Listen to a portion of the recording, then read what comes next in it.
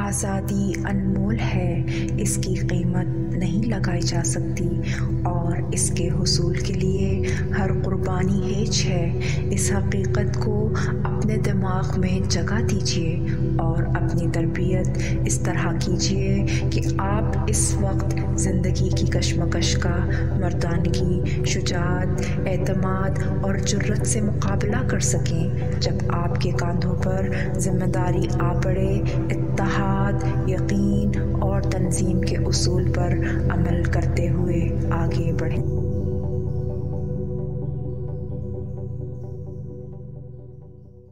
PTI की हुकूमत ने ओवरसीज़ पाकिस्तानियों को वोट का हक़ देने के लिए जो कानून साजी की है, नून लीग और पीपल्स पार्टी ने उसकी भरपूर मुखालफत कर दी है। इस मुखालफत का आसान अल्फाज में मतलब ये है कि ओवरसीज़ पाकिस्तानी पाकिस्तान के अंदर होने वाले इंतखाबात में ना तो इलेक्शन लड़ सकें और ना ही अपना वोट कास्ट कर सकें। 73 साल बाद ये जो कुफ्र टूटा है खुदा खुदा करके, उसमें पीटीआई के इकरार और नून लीग और पीपल्स पार्टी के इनकार की असल कहानी क्या है, इस पर बात करेंगे। टीवी फॉर यूज़ इटली से मैं वसीम अरिस्टोटल अरस्तु, यूनान के इस अजीम मुफक्कर को जब यूनान का सबसे बड़ा दानिश्वर करार दिया गया तो वो हंसने लगा और उसने कहा कि सबसे बड़ा दानिश्वर मुफक्कर वो है जो अपनी जहालत से आगाह हो जाए, यानी उस पर उसकी जहालत आश्कार हो जाए। आइए आज आपका तारुफ करवाते हैं आज के अरस्तु से। मुस्लिम लीग नून के जनरल सेक्रेटरी यासिन इकबाल जो हैं वो नून लीग का ब्रेन समझे जाते हैं और इस रसूलुज़्ज़मा का कहना है कि ओवरसीज़ पाकिस्तानी जो हैं वो अपने अपने हल्के में, अपने अपने शहर में, अपने अपने इलाके में जहाँ में रहते हैं वहाँ के मसाइल से आश्कार नहीं होते, उनको अपने इलाके के मसाइल का कोई पता नहीं होता। इसका मतलब ये है कि अगर वो वोट कास्ट करेंगे ओवरसीज़ पाकिस्तानी अपने इलाके में जहाँ वो रजिस्टर्ड है, अगर वो वोट कास्ट करेंगे तो वो गलत आदमी को वोट भी दे सकते हैं। इसके अलावा ये कि अगर वो इलेक्ट हो जाएं तो फिर वो सही तरीके से नुमाइंदगी नहीं कर पाएंगे असम्बली के अंदर बैठकर, क्योंकि उनको मसाइल का पता ही नहीं होगा। बिलावल भुट्टो ने भी इस मौजू पर बात की है और उनका भी ये कहना है कि अब शिकागो और अमेरिका से उन्होंने 2 मुल्कों का नाम लेके बात की, मैं मिसाल के तौर पर बात कर रहा हूँ। उनका कहना ये था कि ये उनकी सरगोशी थी, लेकिन पीटीआई हुकूमत ने ओवरसीज़ पाकिस्तानी के लिए जो बिल पास किया है और इस बिल में कहा है कि ओवरसीज़ पाकिस्तानियों को जल्द अगले इलेक्शन तक वोट कास्ट करने का, ऑनलाइन वोट कास्ट करने का हक़ मिल जाएगा। तो उनकी सरगोशी ये थी कि अब अमेरिका और शिकागो से वोट कास्ट होंगे पाकिस्तानी कॉन्स्टिट्यूंसीज़ के लिए। अच्छा, इसकी आप अपडेट्स देखिए। आज असम्बली सेशन पे असम्बली का एक सेशन हुआ जिसमें बजट पे बहस का सिलसिला जारी था, तो उसमें सारी दुनिया को तमाशा दिखाने के बाद इन सारी पार्टियों ने मिलकर, सभी लोग इसमें शामिल, पार्टी सभी लोग शामिल, गाली गलौज की सारी दुनिया में तमाशा पहले तो उन्होंने लगाया बजट के बाद, और उसके बाद इन्होंने मिल बैठ के आपस में बातचीत की और फ़ैसला किया कि आइंदा हम लड़ाई झगड़ा गाली गलौज असम्बली के अंदर नहीं करेंगे। तो फिर वक्त मिला शहबाज शरीफ साहब को, उन्होंने कहा कि जो भी कानून साजी पीटीआई ने इससे पहले की है उसकी कोई हैसियत नहीं। अब इसका मतलब ज़ाहिर ये है कि ओवरसीज़ पाकिस्तानियों को वोट का हक़ देने के लिए पीटीआई ने जो बिल पास किया है उसकी कोई हैसियत नहीं। मतलब ये हुआ कि शहबाज शरीफ साहब अपोजिशन लीडर कौमी असम्बली ने भी कह दिया है कि डायरेक्ट नहीं इनडायरेक्ट कि उन तमाम बिल्स की कोई हैसियत नहीं है, चाहे वो बिल ओवरसीज़ पाकिस्तानियों को वोट देने के मुतल्लिक ही क्यों ना हो। अच्छा, इस सूरत हाल में आइए ज़रा सिचुएशन देखते हैं क्या है। पीटीआई के पास चूँकि मेजॉरिटी नहीं है तो उनके पास कोलिशन गवर्नमेंट है, वो तो अपोजिशन का उनके साथ शुरू से ही कोई पैचअप नहीं हो सका। तो इनका ये कहना कि ये कानून साजी का सही तरीका इख्तियार नहीं कर रही है पीटीआई की हुकूमत, लिहाजा इसकी कोई हैसियत नहीं। तो क्या करे पीटीआई की हुकूमत? शहबाज शरीफ साहब ये भी तो बता देते ना, या उनके जो अलाइज़ हैं वो ये भी बता देते ना, अगर हुकूमत का निज़ाम चलाने के लिए वो बिल्स पास ना करें तो क्या करें, क्योंकि अपोजिशन किसी भी मामले पर बैठने के लिए तैयार नहीं होती। मिसाल के तौर पे ना मुझसे सल्लल्लाहु अलैहि वसल्लम के हवाले से जो एक मामला था करारदाद का, उसमें ये पीपल्स पार्टी वाले पहुँचे नहीं और बाकी लोग भी गायब हो गए। वो तो एक इस मुश्तरका एक एहसास था। पाकिस्तान के 73 साल तारीख में ओवरसीज़ पाकिस्तानियों को पहली दफ़ा एक खुशी की खबर मिली थी, एक ताज़ा हवा का झोंका आया था और उस पर भी इन पार्टियों ने वो जिस तरह कहते हैं रंग में भांग डालना, वो वाला मामला किया है। अब उसकी वजह क्या है, ये इस तरह क्यों कर रहे हैं? पहले आप देख लीजिए ओवरसीज़ पाकिस्तानियों की हैसियत क्या है इसमें। आपने बाबा ब्लैक शीप का तो वो तो पोइम तो सुनी होगी। असल में ओवरसीज़ पाकिस्तानी जितनी भी आज तक हुकूमतें आई हैं, उनके लिए वो बाबा ब्लैक शीप की तरह ही हैं। ये हमारे यहाँ की जो हुकूमतें हैं, उन्होंने हमेशा उस ब्लैक शीप की, उस भेड़ की खाल उतार कर, उसकी ऊन उतार कर दस्ताने, टोपियाँ और अपनी जुराबें बनाना पसंद किया है और खुश रहे हैं उसमें। दिया क्या है ओवरसीज़ पाकिस्तानियों को? उनसे लिया ही है, उनसे छीना ही है, कभी प्यार से, कभी धोखे से और कभी खुशगवार नारों से। मुल्क सवारो कर्ज उतारो क्या स्कीम थी, इस तरह की और भी कई मिसालें मौजूद हैं। ये देखो क्या किया इन्होंने उनके साथ। उन्हें कहा जी हम लोग मुल्क की एटमी जो हैसियत है उसको कायम रखने के लिए हमें अब पैसों की ज़रूरत है, धमाके हमने आपको खुश करने के लिए कर दिए हैं। वो हो गए धमाके। उसके बाद इन ज़ालिमों ने बड़े बड़े मगरमच्छों के अकाउंट्स जो हैं उनको निकाल दिया वहाँ से और उन अकाउंट्स को जो फॉरेन करेंसी अकाउंट उनसे पैसे उन्होंने रातों रात निकलवा लिए, बैंक खुलवा कर निकलवा लिए। उसके बाद इन्होंने अकाउंट फ्रीज़ कर दिए और जो उस सिलसिले में इमदाद आई थी, जब लोगों को पता चला ओवरसीज़ पाकिस्तानियों को कि यार हमारा तो उसमें हमें तो धोखा दिया गया, कहाँ संवरा है मुल्क, आज तक नहीं संवरा। 30-30 साल तक ये हुकूमतों में बैठे रहे हैं। वो चेयरमैन नायब फिर सही कहते हैं ना कि ये 30 महीने नहीं हुए इस हुकूमत को और उसके ख़िलाफ़ आप हमसे कार्रवाई मांग रहे हैं। आप 30-30 साल से बैठे हैं। बेशक इस पर एतराज़ भी हो सकता है, लेकिन सवाल ये है कि ओवरसीज़ पाकिस्तानियों के लिए उन्होंने कभी भी नहीं सोचा। ये इस दफ़ा सिर्फ एक बिल पास हुआ है, उसके ऊपर ऑनलाइन वोटिंग ओवरसीज़ पाकिस्तानी कर सकेंगे और कुछ इल्म नहीं है कि ये हुकूमत कब तक चलती है, दोबारा से इनकी हुकूमत आ सकती है, नहीं आ सकती, ये अपने इस काम को जारी रख सकेंगे, नहीं रख सकेंगे। अगर कोई और हुकूमत आ जाती है किसी और पार्टी की, तो माजी में भी पार्टियाँ रही हैं, तो क्या वो इस कानून को आगे बढ़ाएंगी? इस खदशे के बावजूद इस वक्त जो सूरत है उसमें ओवरसीज़ पाकिस्तानियों को एक खुशी, एक मुसर्रत मिली है कि उनको वोट का हक़ मिल सकेगा और वो अपना वोट कास्ट कर सकेंगे और फिर यह है कि उनके नुमाइंदे मुंतखब होकर सेलेक्ट होकर नहीं। अच्छा, ये जो सिलेक्शन की मैंने बात की है, एहसन इकबाल साहब ने अपने इस बयान के बाद एक तजवीज़ भी पेश की है, उसको हम बाद में डिस्कस करते हैं। पहले मैं आपको ये बताना चाहता हूँ कि अगर इलेक्ट होकर ओवरसीज़ पाकिस्तानी असम्बलियों में जाएंगे तो उनकी हैसियत ज़्यादा बेहतर होगी। वोट को इज़्ज़त दो, वोट को इज़्ज़त दो, ये नारों तक बात नहीं है। वो नहीं चाहते ओवरसीज़ पाकिस्तानी के वो नुमाइंदगी लेकर चंद सीटें उनको उनके मुंह में ठोंस कर उनका मुंह बंद कर दिया जाए और उनको असम्बलियों में बिठा दिया जाए कि ठीक है देख लें आपकी नुमाइंदगी हुई। इस तरह वो अपनी नुमाइंदगी नहीं कर सकते, वो अपने हकूक़ हासिल नहीं कर सकते। बाकायदा इलेक्शन हो, बाकायदा वोटिंग हो, उनके नुमाइंदे वोट के ज़रिए आगे आएँ, इस तरह से वो अपने हकूक़ जो हैं वो हासिल कर सकेंगे। पाकिस्तान की 73 साल तारीख़ गवाह है कि कुर्बानी के इन बकरों से, ओवरसीज़ पाकिस्तानियों की बात कर रहा हूँ, पैसे ऐंठने के अलावा किसी भी हुकूमत की कोई संजीदा काविश नहीं रही। अब आप देखिए इस वक्त पिछले 11 माह से $2 अरब के करीब ओवरसीज़ पाकिस्तानी मुल्क में भेज रहे हैं। क्या इस हकीकत को कोई तस्लीम करने के लिए तैयार है कि ये $2 अरब आ रहे हैं, ये पाकिस्तान की इकॉनमी को सहारा देने के लिए क़ुव्वत फराहम कर रहे हैं? कोई इस बात को तस्लीम करने के तैयार है? अगर तैयार है तो फिर इनको वोट का हक़ दे दो, पैसे तो नहीं लगते आपके, कानून साजी ही करनी है ना। और ये जो ओवरसीज़ पाकिस्तानी कह रहे हैं कि आप हमें नुमाइंदगी मत दो, आप हमें बाकायदा वोटिंग के ज़रिए असम्बलियों के अंदर आने दो, तो आप उनका ये हक़ मान लो। छोटी सी बात, क्या जाएगा आपको? वो अपना सब कुछ आपके लिए कुर्बान कर देते हैं। मुझे सच आप बताएं, किसी ओवरसीज़ पाकिस्तान से पूछ लें, क्या वो आपसे ज़्यादा बाशऊर नहीं है?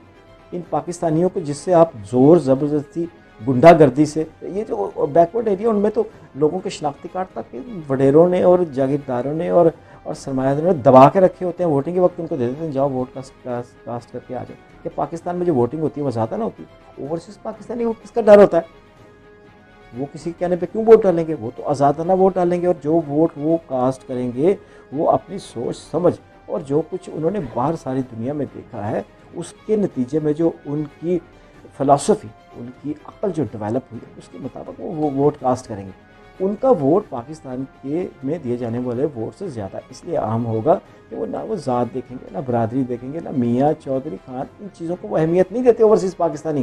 क्या इस चीज़ को अहसन इकबाल और उनकी सोच रखने वाले लोग इस सोच को प्रोड्यूस नहीं कर सकते? ये खुद बाहर, इनके बच्चे बाहर वहाँ पढ़ते हैं, वहाँ रहते हैं या पाकिस्तान में आ जाते हैं हुक्मरानी करने के लिए, और पैसा सारा लूट कर ये चोर और डाकू लूट के बाहर ले जाते हैं। किसी भी पार्टी के हो, मैं किसी खास पार्टी की तरफ मेरा इशारा नहीं है। चलें आपको मिसाल देते हैं, एवनफील्ड, सरे महल, ये मिसालें तो आपको याद है ना। रहन सहन इनका वहाँ, छुट्टियाँ गुजारने यहाँ चले जाते हैं, यहाँ तो ये हुकूमत करने आते हैं। और अगर ओवरसीज़ पाकिस्तानी कह रहे हैं कि आप हमें नुमाइंदगी दें बाकायदा से, वोट के ज़रिए हमारी जितनी सीटें बनी वो किसी भी पार्टी को चले जाएँ, वो पार्टी वाले आएँ, नुमाइंदगी करें और असम्बलियों में बैठ के ओवरसीज़ पाकिस्तानियों की आवाज़ को उठाएँ। अब मैं आता हूँ उस तजवीज़ की तरफ जो रसूल ज़मां ने दी है। रसूल ज़मां का ये कहना है कि आप ऐसा करें कि वोट की तरफ मत आएँ, वोट की कोई ज़रूरत नहीं है, आपको हम नुमाइंदगी देते हैं। अगर ज़रूरी है, उनका कहना का मतलब ये था कि अगर ज़रूरी है ओवरसीज़ पाकिस्तानियों को इस धारे में शामिल करना, कॉन्स्टिट्यूशनल जो सिस्टम है उसके अंदर लाना, असम्बलियों के अंदर लाना, उनकी नुमाइंदगी ज़रूरी है, तो फिर हम उनके लिए प्रोपोर्शनेट सीट दे देते हैं। क्या करेंगे आप सीटें देकर? 2 सीटें, 4 सीटें, 10 सीटें अपने पसंदीदा लोगों को दे के आप असम्बलियों में बिठा लेंगे। क्या उस तरह से पाकिस्तानियों की नुमाइंदगी हो सकेगी? आइए मिसाल ले लीजिएगा, 90 लाख के करीब पाकिस्तानी हैं पूरी दुनिया में फैले हुए। आप उनका परसेंटेज निकाल के देखिए कितना बनता है। पाकिस्तान में कितना है? 10 करोड़ वोट है, 90 लाख इनका हो गया, 30-35% तो ये वोट बटते हैं, तो 3-35% या फिर सीटें उनको आप दे दें। और अगर आप उनको 30-35 सीटें प्रपोर्शनेट तरीके से भी देते हैं तो फिर उनमें ख़वातीन की सीट भी होंगी, इस्तेहकाक की सीट भी होंगी, उसके अंदर फिर रिलीजन और इस्तिस्वाब की सीटें होती हैं, वो भी आप सारी देंगे। तो ये सारी सीटें या तो उनको दे दें, उनके इतने लोग वहाँ पे मौजूद हों, वरना ये है कि उनको बाकायदा वोट का हक़ है। तीसरी दुनिया के ममालिक बहुत सारे ऐसे हैं जो यूरोप, जिनके शहरी यूरोप और अमेरिका और अरब मुल्कों में रहते हैं, वो वोट अपना ऑनलाइन कास्ट करते हैं। ये तरीका महफूज तरीका है। अमेरिका की मिसाल देख लीजिए, क्लिंटन ने कितना ज़ोर लगाया कि जो वोटिंग हुई है उसका इल्ज़ाम था कि ये वो गलत वोटिंग हुई है, लेकिन चूँकि वो ऑनलाइन वोटिंग हुई थी, और ऑनलाइन वोटिंग में होता है ये जो मशीनें होती हैं, इलेक्ट्रॉनिक मशीनें, ये किसी वाईफाई से या किसी इंटरनेट से कनेक्ट नहीं होती है, तो पुराने दौर के कैलकुलेटर्स की तरह होती है। एक दफ़ा आपने डिजिट कर दिया, एक आदमी एक वोट ही डाल सकेगा। पाकिस्तान में देखिए पुरानी मरदमशुमारियाँ और पुरानी वोटर लिस्टें, लोग दुनिया से गुजर भी चुके हैं फिर भी उनके वोट कास्ट हो रहे होते हैं। तो इस तरह के वोटों की ज़रूरत नहीं है। ऑनलाइन वोट आप एक दफ़ा करवाएं, 2 दफ़ा करवाएंगे, उसके बाद इस सिस्टम को ज़्यादा अच्छे तरीके से आप प्रोड्यूस कर सकते। अब आपको एक और हकीकत बताता हूँ। ये जो पाकिस्तान से सियासतदान और ब्यूरोक्रेट्स और बड़े बड़े ताजर आते हैं, यहाँ के ओवरसीज़ पाकिस्तानी उनको आम तौर पर इज़्ज़त इसलिए देते हैं कि एक तो वो मेहमान होते हैं, दूसरी वजह ये है कुछ उसमें ऐसे लोग भी होते हैं जो तस्वीरें और वीडियोस बनाने के शौकीन होते हैं, वो उनको इज़्ज़त देते हैं, उनको शॉपिंग करवाते हैं, उठाते बैठाते हैं। फिर बरादरिज़म है, उस वजह से इनको इज़्ज़त दी जाती है। वरना ओवरसीज़ पाकिस्तानी को बहुत अच्छी तरह पता है ये हमारे सियासतदान ब्यूरोक्रेट्स कौन कितना बड़ा डाकू और चोर है, ये बहुत अच्छी तरह समझते हैं। अब पीपल्स पार्टी को और नून लीग को एक खदशा ये भी है कि उनका सारी दुनिया में जो ओवरसीज़ पाकिस्तानी है उनमें ज़्यादा वोट बैंक नहीं है, और ये जो वोट बैंक ओवरसीज़ पाकिस्तानियों का है, मैं पहले बता चुका हूँ 90 लाख के करीब है, ये एक फ़ैसला कुन वोट है। आपने देखा नहीं 2-2, 3-3 सीटों से हुकूमतें आगे पीछे हो जाती हैं, जो कोलिशन गवर्नमेंटें होती हैं, और अगर वो वोट उनके 2 या 3 अरकान असम्बली इधर उधर किसी वक्त खिसकने की कोशिश करें तो हुकूमत की कुर्सी की चूल्हे हिल जाती हैं। ये एक हकीकत है। और फिर ये है कि ये जो इतना बड़ा तनासुब है 90 लाख वोट का, जब ये फैसला करेगा तो वो एक फ़ैसला कुन वोट होगा, वो किसी हुकूमत को बना भी सकता है, किसी हुकूमत को गिरा भी सकता है। इन दोनों पार्टियों को यकीनन ज़हन में है कि PTI का बाहर इस वक्त वोट ज़्यादा है, लेकिन असल मसला ये नहीं है कि असल मसला ये है कि वोटिंग का सिलसिला शुरू हो जाए और जो ओवरसीज़ पाकिस्तानी है उनको वोट देने का एक निज़ाम वज़ा हो जाए। उसमें कमी पेशी भी हो सकती है। पाकिस्तान में क्या रिगिंग नहीं होती? क्या पाकिस्तान में होने वाले इलेक्शन सारे शफाफ होते हैं? उन पर इल्ज़ामात नहीं लगते, धांधली नहीं होती वहाँ पर? तो अगर ऑनलाइन सिस्टम को पहली दफ़ा आप मुतारफ़ करवाते हैं, उसमें कोई भी पार्टी कामयाब हो जाए, पीपल्स पार्टी हो जाए, MQM हो जाए, अवामी नेशनल पार्टी है, कोई भी पार्टी है, जमात इस्लामी है, लीग है, कोई भी पार्टी कामयाब हो सकती है। लेकिन इस निज़ाम को जो है वो उसके ऊपर काम करना बहुत ज़्यादा ज़रूरी है। ये एक इब्तिदा है, PTI ने इब्तिदा की है और शायद उनके ज़हन में यकीनी तौर पे होगा कि उनका वोट बैंक उनके ख्याल में ज़्यादा हो सकता है, तो उन्होंने ये इनिशिएटिव ले लिया है। लेकिन इनके मशहूर का हिस्सा भी था और ये उसके लिए काम भी करते आए हैं। चलें आप ये इनिशिएटिव ले लें, पीपल्स पार्टी वाले लें, नून लीग वाले, लेकिन ओवरसीज़ पाकिस्तानी को भेड़ बकरियाँ मत समझें, इनको दूध देने वाली गायें मत समझें और वो मुर्गियाँ ना समझें जिनके अंडे आप 73 सालों से खा रहे हैं। और आपका बस चले तो आप उसकी इन ओवरसीज़ पाकिस्तानी जो हैं उनकी गर्दनों पर छुरियाँ चलाने से भी दरेग ना करें। इतना ये मत करें। ये आपको $2 अरब हर महीने भेज रहे हैं। इसका मतलब ये है कि वो एतमाद करते हैं। वो एतमाद ज़रूरी नहीं कि PTI की हुकूमत पे करते हैं, वो अपने मुल्क के लिए सोचते हैं। तो मुल्क के लिए जो ओवरसीज़ पाकिस्तानी बैठे सोच रहे हैं, आप ही उनके लिए कुछ सोचिए। अब आखिर में मेरा एक मैसेज है ओवरसीज़ पाकिस्तानियों को। अगर आपको ओवरसीज़ पाकिस्तानियों को आज तक अपना हक वोट का नहीं मिल सका तो इसमें आपकी गलती भी है। आप जब तक पीपल्स पार्टी, नून league, PTI, MQM, Jamaat Islami, जब तक आप इन चक्करों से बाहर नहीं निकलेंगे, ये हर पार्टियों में चक्करबाज बैठे हुए हैं जो आपको चक्कर देते रहते हैं, आप इनके चक्कर में मज़ीद ना आए। आप इन चक्करों से बाहर निकले, आप बाशऊर हैं, आप मेहनत मजदूरी करके इस मुआशरे में जहाँ पे रह रहे हैं, आप इनके कवानीन को बहुत अच्छे तरीके से समझते हैं। और अगर आप अपने मुल्क कामयाब होकर, अगर आप वोट देकर या आपके नुमाइंदे वोट देकर उन असम्बलियों में जाएंगे तो बिल्कुल इसी तरह का निज़ाम वहाँ पर कायम करने की कोशिश करेंगे। आपने क्या करना है कि आपने सिर्फ मुत्तहिद होना, मुत्तहिद होकर आपने अपने वोट के लिए आवाज़ उठानी है। ये इस वक्त जो इशू है, ये जो डिस्करेज करने की कोशिश की जा रही है, मैंने आपको मिसाल दे दी है 2-3 पार्टियों की, उसका जिक्र करना भी ज़रूरी नहीं था पार्टीज़ का, लेकिन जब तक आपको मिसाल नहीं दीजिएगी आप कैसे बात को अंडरस्टैंड कर सकेंगे। तो आप ना आप जाले हैं, ना आप PTI के वर्कर हैं और ना ही आप नून लीग के मतवाले हैं। इन चक्करों से बाहर निकल आए। ये जो कानून साजी इस वक्त हो रही है, इसमें हुकूमत का हाथ बटाएं। ये सोचे समझे बगैर कि ये PTI की हुकूमत है और इसका फ़ायदा PTI को मिलेगा। हो सकता है कल को ये हुकूमत ना रहे, कोई और पार्टी आ जाए, लेकिन आपके पास वोट का हक़ तो होगा। इस वोट के हक़ को इस्तेमाल करने के लिए ये एक बेहतरीन मौका है। मुत्तहिद होकर एसोसिएशंस हैं, तंजीमें हैं, सियासी पार्टियां हैं, उसमें आप मिलजुल कर एक अपने अपने इलाके में, अपने अपने मुल्कों में प्लेटफॉर्म्स बनाएं और एक मुश्तरका प्लेटफॉर्म बनाएं और मुश्तरका प्लेटफॉर्म से इस तरह के, बेशक ये बिल है और बिल ये इसीलिए बना है कि अगर कानून साजी होती तो शायद कानून ये पास ही ना हो सकता। बिल के तौर पर भी अगर पास हो गया, अब ये सेनेट में जाएगा, सेनेट में हुकूमत के पास वैसे भी अक्सरियत है, तो उम्मीद है कि ये कानून वहाँ भी बिल पास हो जाएगा और ये बाकायदा कानून बनेगा और अगले इलेक्शन में गैर मुल्की अपना वोट कास्ट कर सकेंगे। तो आज तक के लिए इतना ही। अगली वीडियो में मिलते हैं। मैं TV4U के लिए वसीम रज़ाई।